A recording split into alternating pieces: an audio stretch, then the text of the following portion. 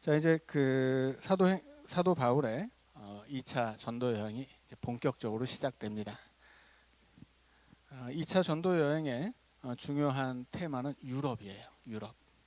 이제 사도 바울이 신라와 함께 갈라디아 지역으로 출발하고 또 갈라디아 지역에서 루스드라에서 디모데를 만나기도 하죠. 그림을 그린다면 제가 좀 지도를 그리는 실력이 별로 없는데 이 정도가 이제 여기가 지중해가 되겠죠. 이쪽에 이렇게 갈릴리가 있다면 여기쯤이 수리아 안디옥입니다. 이쪽은 지금의 터키 대륙이에요. 당시에는 여기 정도를 로마가 아시아라고 불렀습니다. 그러니까 성경에 나오는 아시아는 우리가 살고 있는 아시아가 아니고 그 시대 로마가 이름 붙여주었던 아시아입니다. 그래서 이쪽이 이제 아시아 지역이고요. 우리가 잘 아는 에베소가 여기쯤 있고 사도 요한은 여기쯤 반모라는 섬에서 요한계시록을 기록했죠. 수리아에서 출발한 사도 바울의 일행은 내륙 쪽으로 해서 갈라디아 지역으로 가죠. 되짚어 가면 이 구브로를 거쳐서 처음에 이렇게 1차 전도 여행은 이런 식으로 갔었는데 바나바의 전도팀은 바다 쪽으로 가고 사도 바울의 전도팀은 내륙으로 향했습니다. 그리고서 처음의 계획은 1차 전도 여행 때 복음을 전했던 지역을 돌아보는 것이지만 지금 같이 출발했죠. 다른 방향으로 두 팀이 같이 출발했습니다. 한 팀은 바나바의 팀이 바다 쪽으로 갔고 내륙 쪽으로는 사도 바울의 팀이 간 거예요. 그러면 이 두 팀이 같은 목적지를 두고 다른 길로 갔는데 결국 만나게 되겠죠. 어디서 만나겠습니까? 아마도 밤빌리아나 혹은 안디옥쯤에서 BCD 안디옥쯤에서 만날 수 있을 것 같습니다. 그래서 사도 바울은 어차피 바다 쪽으로 오는 바나바의 팀이 있었기 때문에 그 전체를 다 돌아보지는 않은 것 같습니다. 여기서 경로를 바꿔요. 어디로 가냐면 이렇게 갑니다. 여기에 두로아라고 하는 지역이 있습니다.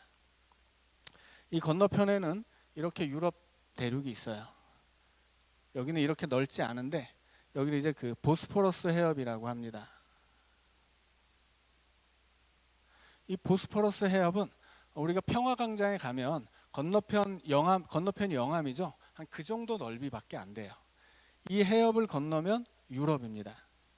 자, 이 사도 바울이 원래 계획은 이렇게 돌아가는 것인데 이쪽으로 출발한 바나바의 팀도 있었기 때문에 아마도 내륙으로 가로질러 간 것 같습니다. 그래서 사도 바울 선교팀의 이 계획은 이제 전체 1차 전도 여행 때 다녔던 그 경로를 그대로 따라가지 않고 갈라디아 지역에서 오늘 성경 말씀을 보니까 부르기아가 나옵니다. 부르기아는 갈라디아 옆에 이쯤이에요. 부르기아를 거쳐서 이쪽 부르기아라는 지역을 거쳐서 끝에 정도 가면 두로아라는 곳이 있습니다. 그리고 두로아에서 어디로 가려고 했냐면 비두니아로 가려고 합니다. 7절에서. 비두니아는 어디에 있냐면 이쪽 북쪽이에요. 그러니까 사도 바울 전도팀의 계획은 내륙을 질러서 1차 전도 여행지였던 갈라디아 지역을 갔다가 여기 교회를 돌아보는 계획을 세웠는데 같은 계획을 가지고 바나바의 선교팀이 출발했기 때문에 중간에 경로를 바꾸어서 터키 지역을 돌파하고 서쪽 끝 해변까지 갑니다. 본문에서는 굉장히 간단하게 한 줄로 나온 이야기인데 어마어마한 길이죠. 엄청난 길이를 가고 그리고 이 지금의 터키 대륙 북쪽으로 향해서 이 대륙을 이렇게 한번 쭉 돌기로 계획을 한 것 같습니다. 그런데 두로아에 도착했을 때 비두니아로 가려고 했는데 성령이 길을 막아요. 더 이상은 복음도 전파가 안 되고 길이 막혀서 앞으로 갈 수도 없었습니다. 구체적으로 어떤 일이 있었는지는 우리는 모르죠. 그냥 성령이 막았다. 복음 전파가 안 됐다. 그렇게만 기록을 하고 있습니다. 그러나 그것으로 충분하죠. 여기서 중요한 것은 주체가 성령이라고 하는 거예요. 지금 사도 바울의 선교팀이 뭐 나쁜 일 하러 가는 게 아니잖아요. 복음을 전하러 가는 길인데, 복음을 전하기 위해서 여기서 출발해서 여기까지 걸어서 가는 길이라면 정말 이게 엄청나게 고생스러운 길입니다. 그렇게 열심을 가지고 뭐 고생스러움도 다 마다하지 않고 이렇게 멀리까지 가서 복음을 전하고, 이번에는 북쪽으로 가서 복음을 전해봐야 되겠다, 이렇게 선한 마음을 가지고 있었는데, 믿음의 열심과 열정을 가지고 있었는데 성령이 그 선한 일을 딱 막아버리세요. 왜냐하면 새로운 길을 가야 하기 때문입니다. 자, 그렇다면 이쪽은 전하지 않아도 되는 것인가? 뭐 우리가 추측할 수 있는 것이겠지만, 추측에 불과하지만 이쪽은 아마도 바나바의 선교팀이 가지 않았을까 싶습니다. 지금 두 팀이 같이 출발했거든요. 바나바의 선교팀은 어디로 갔는지는 알 수 없지만 바나바 역시도 사도 바울이 들른 이 지역을 굳이 다시 갈 필요는 없었을 것 같습니다. 그러니까 이 두 팀이 누구와 동행하느냐 때문에 한번 의가 상하고 갈라서긴 했지만, 그렇다고 해서 서로를 미워하거나 뭐 서로를 비방하는 그런 사이가 아니었죠. 이 두 분의 사도는 서로를 인정하고 협력하는 사이입니다. 의가 상해도 서로 의견이 다른 것일 뿐이지 누가 틀린 것은 아니거든요. 그래서 자기에게 맡겨진 사명을 감당하는데 사도 바울이 이쪽으로 가서 드로아로 가서 유럽으로 건너갔다면 아마도 바나바의 선교팀은 그가 가고 싶었던 이 지금의 터키 내륙을 더 종행하며 복음을 전하지 않았을까 싶습니다. 성령이 사도 바울을 유럽으로 인도하신 것은 그런 깊은 뜻이 있었을 것이다, 저는 그렇게 짐작을 합니다. 이건 물론 제 추측입니다. 성경에 나오지 않으니까 추측이에요. 여기서 지금 바나바의 선교팀이 이 대륙을 무대로 복음을 전파하고 있기 때문에 굳이 사도 바울까지 그의 선교팀까지 겹치면서 복음을 전할 필요가 없었다라고 하는 거예요. 그래서 성령은 바나바의 선교팀이 이 땅에서 복음을 전한다면 사도 바울의 선교팀은 이끌어서 새로운 곳으로 끌고 가신다라고 하는 거죠. 본문에는 나오지 않았지만 왜 성령께서 그의 길을 막고 왜 새로운 땅으로 데려가셨을까? 물론 유럽에도 복음이 전해져야 되니까 바울을 그리 이끌었겠죠. 그러나 그 이면에는 바나바의 선교팀도 사용하시는 성령의 계획이 있지 않았겠느냐, 그런 추측을 해도 충분하리라 생각이 듭니다. 아무튼 성령께서 사도 바울의 길을 막았습니다. 복음 전파가 안 돼요. 그러면 사도 바울은 어떻게 생각했을까요? 성령의 역사는 모르잖아요. 지금 바나바의 선교팀이 어디서 뭘 하는지는 바울도 모를 일이고, 여튼 아는 건 뭐예요? 복음이 전파가 안 되네. 이제까지는 잘 됐는데 이렇게 입이 열리지를 않고 누가 들어도 받아들이지를 않고, 그리고 저 북쪽으로 가려고 해도 길이 막혀서 갈 수가 없고, 그 시대에는 뭐 오늘날처럼 뭐 가고 싶은 대로 갈 수 있는 길이 그렇게 충분한 시대가 아니었습니다. 그래서 길이라고 하는 것이 어느 때는 있다가 또 어느 때 없어지기도 하는 시대였어요. 어떤 경로를 통해서 그 길이 막혔는지 우리는 알 수 없지만 중요한 것은 성령이 그들의 길을 막았다 하는 것입니다. 자, 그리고 밤에 환상을 보여주시죠. 마치 베드로에게 환상을 보여주셔서 고넬료를 찾아가게 하신 것처럼, 고넬료에게 환상을 보여주셔서 베드로를 초대하게 하신 것처럼, 하나님이 사도 바울에게 환상을 보여주셔서 마게도냐 사람을 그의 꿈에 나타나게 하셔서 너 우리에게로 와서 우리를 좀 도와다오, 이렇게 환상을 보게 합니다. 자, 이것을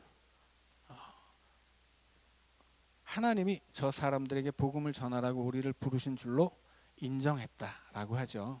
사도 바울은 길이 막혔을 때 막혔기 때문에 포기하거나 막혔기 때문에 절망하지 않습니다. 막혔으면 뭐 어딘가 길이 막혔으면 돌아가면 되는 거예요.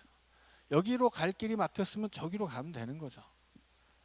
그는 자신의 길을 성령께 맡기는 사람이죠. 지금 성령께서 자기의 길을 인도하신다는 것을 알고 있기 때문에 길이 막히면 돌아가면 되는 거예요. 길이 막혔을 때는 하나님이 나를 어디로 이끌어 가실 것인지 기도하고 기다리고 있으면 되는 것입니다. 기대하면서. 지난 주일에도 우리가 그런 이야기를 나눴죠. 예수님의 일행이 벳세다로 가고 싶었어요. 그런데 바람이 그들의 길을 막는단 말이에요. 예수님과 제자들이 함께 타고 있는 그 배의 길을 바람이 막고 그 길을 게네사렛으로 인도합니다. 원래 가려던 곳은 벳세다이지만 게네사렛에 도착했을 때 굳이 다시 벳세다로 가려고 하지 않으세요. 왜냐하면 그 예수님의 일행이 게네사렛에 내렸을 때 예수님을 알아보고 그 동네 사람들이 모여들기 때문이죠. 기다리고 있으니까 하나님의 역사가 나타나는 거예요. 이것은 우리의 인생에도 마찬가지일 것입니다. 우리가 만나는 어떤 벽이 있다면, 벽을 만나면 하나님이 돌아가라고 하시는 모양이다. 내가 하고 싶은 일이 꼭 있는데 이게 막히면 하나님이 다른 일을 하라고 하시는 모양이다. 그렇게 생각할 수 있다는 거죠. 여튼 우리에게 내가 하나님의 뜻에 나를 맡기고 하나님의 일을 내가 하고자 한다면, 내가 하고자 하는 일이 선한 일인데 막힌다면 하나님이 나에게 다른 일을 맡기시는 거예요. 내가 어딘가로 가고 싶었는데 막힌다면 하나님은 나를 다른 곳으로 인도하시는 것입니다. 여튼 내가 어디로 가든 그것이 막혀있든 뚫려있든 그 모든 길 앞에서 내가 어딘가에서 막혔다고 절망하고 뚫린다고 교만하고 이럴 일이 아니라고 하는 거예요. 왜냐하면 우리의 인생은 항상 하나님의 섭리 가운데 있기 때문입니다. 그러니 우리는 내 삶을 주관하시는 하나님의 그 손길을 인정하고, 내가 길이 막히면 그 자리에서 기도하면 되는 거예요. 그리고 하나님이 나를 어디로 인도하실지 기대하고 또 그 인도하시는 손길을 기다리면 되는 거죠.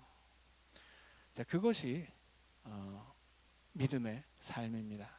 여튼 우리는 내 뜻대로 세상을 살 수는 없거든요. 사람이 이렇게 자기 몸도 자기 뜻대로 안 되잖아요. 배가 조금만 더 들어갔으면 좋겠는데 죽어도 안 들어가죠.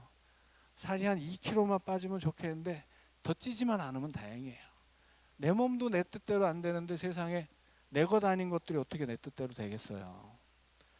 그러니까 우리는 내 몸조차 내 뜻대로 할 수 없는 부족한 사람들이기 때문에 내 것 아닌 세상에 욕심을 둘 것이 없습니다. 안 될 일이에요.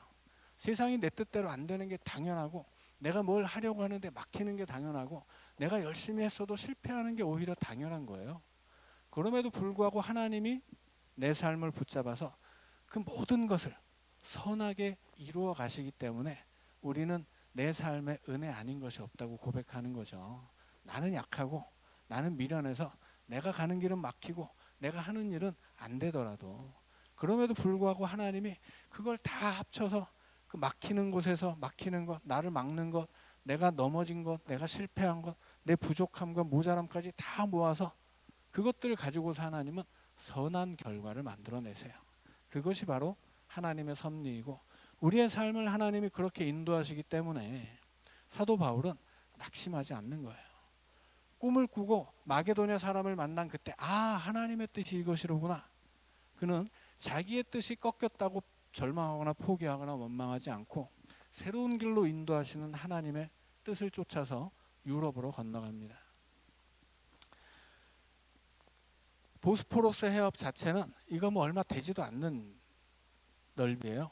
그러나 새로운 대륙으로 간다는 것은 이 짧은 거리를 건너뛰는 것과는 또 다른 의미죠. 새로운 대륙에는 새로운 사람들이 삽니다.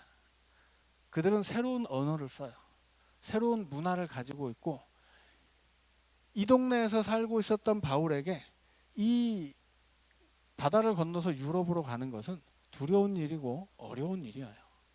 그래서 그는 애초에 자기에게 익숙한 이 터키 내륙을 돌아볼 계획을 가지고 있었다라고 하는 것입니다.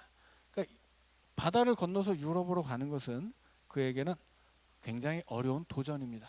그러나 하나님이 이끌어 가신다면 그는 받아들이는 거죠. 하나님이 나에게 도전을 요구하시는구나. 그럼 내가 해봐야지. 자, 그래서 이제 바다를 건너갔더니 어떻게 됩니까? 바다를 건너갔더니 빌립보를 처음 만났는데, 이 드로아에서 배를 타고 넘어가면 섬이 하나 있습니다.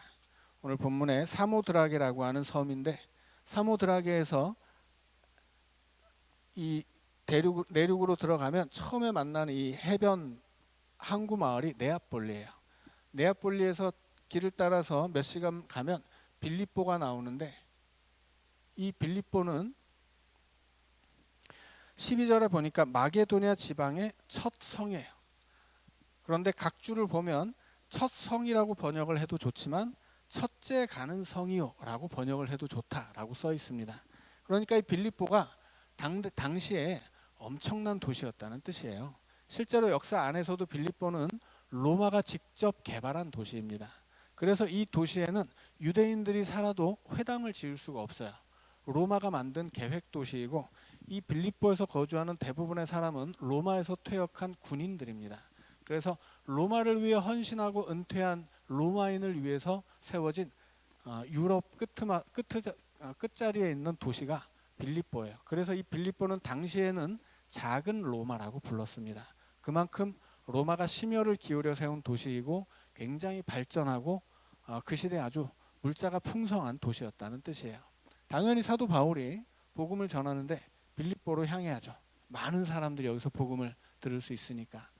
그러나 빌립보는 좀 어려운 도시이기도 해요. 말씀드린 것처럼 이 도시는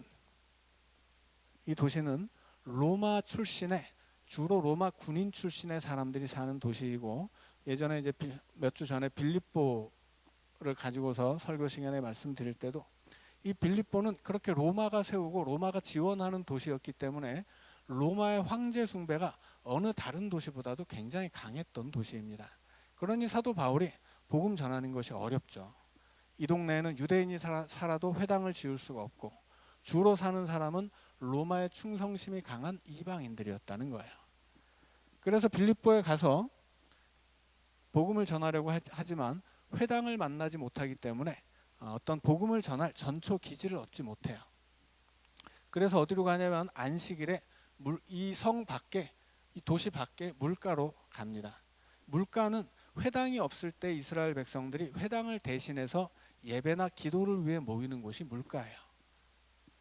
그래서 바벨론의 포로로 잡혀갔을 때도 여러 예언서나 시편의 이야기들을 보면 그들은 그 바벨론 강가에 모여서 하나님을 예배했다, 기도했다, 그런 기록들이 있습니다. 그 회당이 없으면 강가에 모이는 거예요. 물가라고 하는 것은, 물이라고 하는 것은 그 시대에 이 척박한 가나안 땅에서 살던 이스라엘 백성들에게 물은 언제나 하나님의 은혜를 상징하는 것이거든요.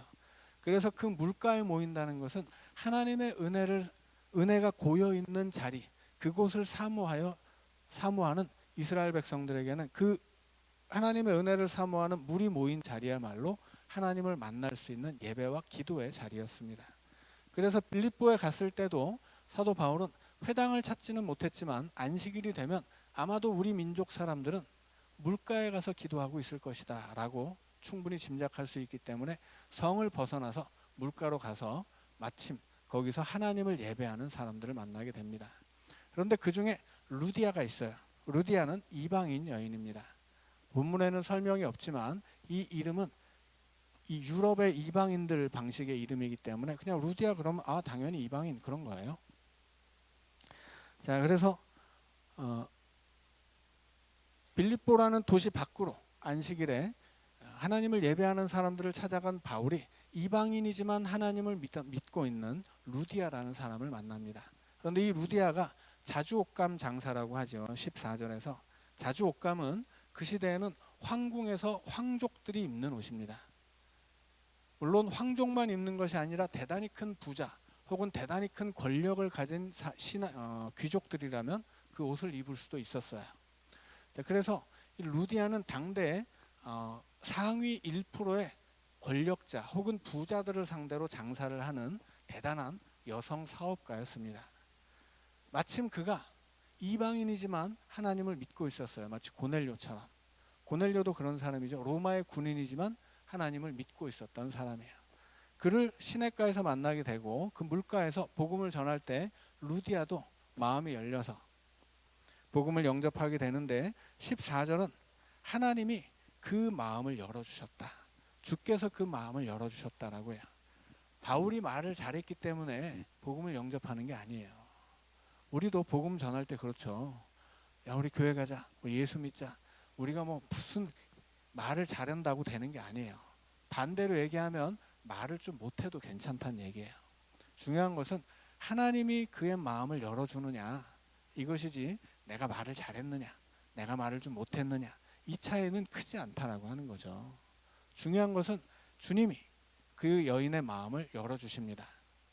그도 구원을 받아야 하는 사람이기 때문에 그 마음을 열어주셨겠지만 또 누구 때문이에요? 사도 바울 때문이죠.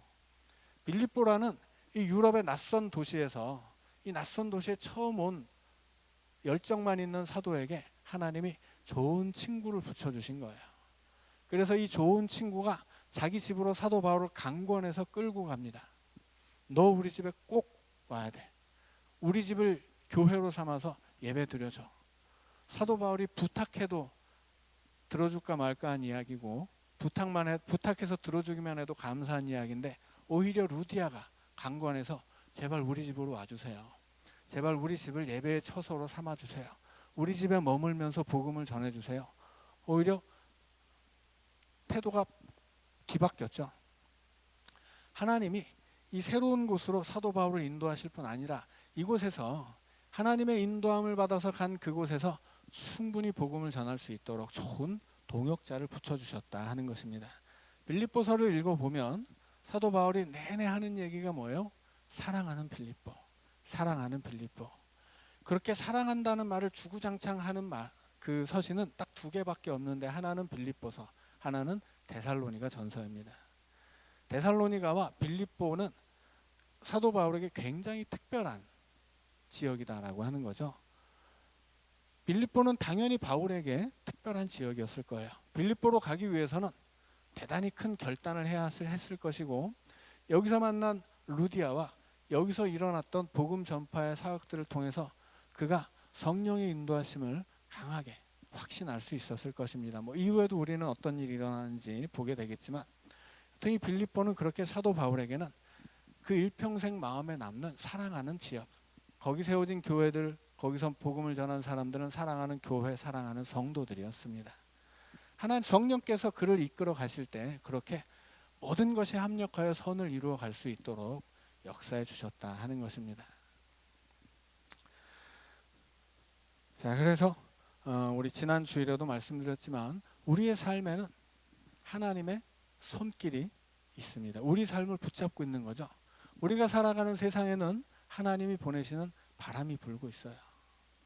그래서 우리가 세상을 바라볼 때는 세상에는 다 악한 것밖에 없고 악한 사람밖에 없고, 세상에 있는 일은 다 괴로운 일이고 험한 일이고 죄다 전쟁이고 고통이고 싸움인 것 같지만, 그러나 거기 하나님의 바람이 불고 있는 거예요. 마치 애굽에서 나온 이스라엘 백성들이 절망의 바다를 앞에 두고 있을 때 뒤에서는 애굽의 군대가 쫓아오는데 사면초가죠. 그러나 그때 하나님의 바람이 불고 있었던 거예요. 이 하나님의 바람이, 만약에 모세가 이렇게 지팡이를 들고 바다 위로 손을 딱 내밀었는데 바로 그냥 장풍을 쏘듯이 막 바람이 나가서 바다가 다 갈라지면 너무 좋았을 텐데 그러지 않았죠. 그 바람은 그 아무것도 보이지 않는 깜깜한 밤에 바람이 불기 시작하는데 밤새도록 불었습니다. 그러니까 이 바다가 갈라지고 마른 길이 드러나는 것은 그 사람들이 아무것도 보지 못하는 어둠 속에서 밤새도록 일어났던 일이에요. 그러니까 그들이 그 바람 소리를 들으면 좋았을까요? 아니에요. 오히려 더 무섭습니다. 앞에 절망의 바다가 놓여있고 뒤에서는 애굽의 군대가 쫓아오는데 앞에서는 미친 듯이 바람이 불고 있으면 더 두렵죠. 그 바람이 지금 바다를 쪼개고 마른 길을 내고 있다고 누가 알았겠어요. 그 밤에 그들은 그 바람 때문에 오히려 더 무서웠을 수도 있어요. 그런데 어떻게 돼요? 아침이 되어보니, 해가 뜨면서 새벽이 되어보니 그 바다에 마른 길이 나 있는 겁니다. 하나님의 바람은 그렇게 우리에게 단번에 막 기도하면 막 응답이 단번에 오고, 기도하면 막 무슨 장풍 쏘듯이 바다가 갈라지고 그런 일은 없다고 하는 거죠. 그러나 분명한 것은 그 절망의 바다 위로 모세가 손을 내밀죠. 하나님이 내밀라고 할 때 그 지팡이 붙잡고, 그 지팡이는 뭐예요? 순종의 지팡이죠. 모세가 막 가기 싫다고 하는 거 하나님의 애굽으로 떠밀 때 너 지팡이 던져봐 그랬더니 막 뱀이 되고, 다시 잡아봐 그랬더니 또 지팡이가 됐죠. 그 지팡이는 모세의 믿음을 상징하는 것이고 순종을 상징하는 지팡이예요. 그 지팡이 들고 바다 위로 손을 내밀어 했을 때 내밀었더니 그 하나님 앞에 순종하는 그 믿음의 손 위에서 하나님이 보낸 동풍이 불기 시작했다. 그렇게 출애굽기는 기록합니다. 하나님 앞에 순종으로 드리는 그 순종에서 하나님이 보내신 바람이 출발하는 거예요. 그리고 밤새도록 바람이 부는데, 여튼 그 바람이 이 바다를 두 쪽 내기까지 뒤에서는 하나님이 구름 기둥을 보내서 구름 기둥과 불 기둥을 보내서 애굽의 군대를 막고 있어요. 죽어라고 쫓아놓는데 잡히지는 않는다는 거죠. 소리는 들리는데 그것들이 해치지는 못해요. 그리고 어떻게 됩니까? 바다가 갈라지고 마른 길로 가죠. 그리고 뒤에서 다시 그 바다가 닫히면서 그들을 쫓아서 두렵게 했던 애굽의 군대는 다 바다에 몰살하게 됩니다. 무서워할 것이 없죠. 하나님의 바람이 세상에 불며 우리의 삶에 길을 내고 그리고 우리를 바다라도 마른 길을 걷게 하신다라고 하는 것입니다. 그래서 우리에게는 두려워할 것이 없습니다. 그래서 오늘은 좀 말씀을 좀 짧게 하고 좀 찬송을 3곡 부르려고 악보를 준비했는데 3곡이나 부르니까 기타를 쳐야 되겠다 했는데 전도사님이 우리 예배 전에 기타를 치게 하시는 바람에 손가락이 너무 아프네요. 자, 그렇지만 우리 함께 찬양 같이 부르도록 하죠.